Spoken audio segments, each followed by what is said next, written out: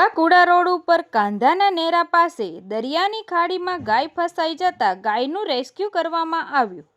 આજરોજ તારીખ 19/6/2026ને શુક્રવારે સાંજે 5 કલાકે ઘોઘાકુડા રોડ ઉપર કાંધાના નેરા પાસે દરિયાની ખાડીમાં ગાય ફસાઈ જતા સફળતાપૂર્વક ગાયનું રેસ્ક્યુ કરવામાં આવ્યું। આ બનાવની જાણ ઇમરજન્સી હેલ્થ સર્વિસને કરવામાં આવતા ઇમરજન્સી હેલ્થ સર્વિસની ટીમ પણ તાત્કાલિક ઘટના સ્થળે પહોંચી હતી।